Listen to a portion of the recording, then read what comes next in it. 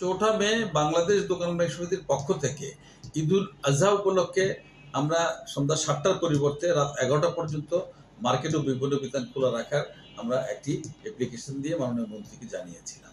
ইতিমধ্যে আজকে উনি আমাকে জানিয়েছেন মাননীয় প্রধানমন্ত্রীর সঙ্গে আমার কথা হয়েছে এবং মাননীয় প্রধানমন্ত্রী আমাদের কথা বিবেচনা করে আগামী 12ই মে থেকে ঈদুল আজহা পর্যন্ত সন্ধ্যা 7টার পরিবর্তে রাত 10টা পর্যন্ত আমরা মার্কেট ও দোকানপাট খোলা রাখতে পারবো। এবং সেই সাথে সাথে উনি একটি কথা বারবার বলেছেন, সেটা হচ্ছে যাতে কোনো ক্রমে আমরা অতিরিক্ত আলোকসজ্জা এবং অতিরিক্ত বিদ্যুৎ ব্যবহার আমরা না করি। তো আমরা প্রত্যেকের কাছে আমাদের অনুরোধ, আপনারা সবাই আমরা যারা ব্যবসা পরিচালনা করব কোনো কারণেই আমরা আলোকসজ্জা করার কোনো সুযোগ নেই, পাশাপাশি অতিরিক্ত আলো ব্যবহারের কোনো সুযোগ থাকবে না। আমরা এটা সবাই মিলে এটা প্রতিপালন করব। পাশাপাশি এই সিদ্ধান্তের জন্য মাননীয় প্রধানমন্ত্রী এবং মাননীয় জ্বালানি মন্ত্রী মহোদয়কে ক্ষুদ্র এবং মাঝারি ব্যবসায়ীদের পক্ষ থেকে আমরা আন্তরিকভাবে কৃতজ্ঞতা ধন্যবাদ জানাই।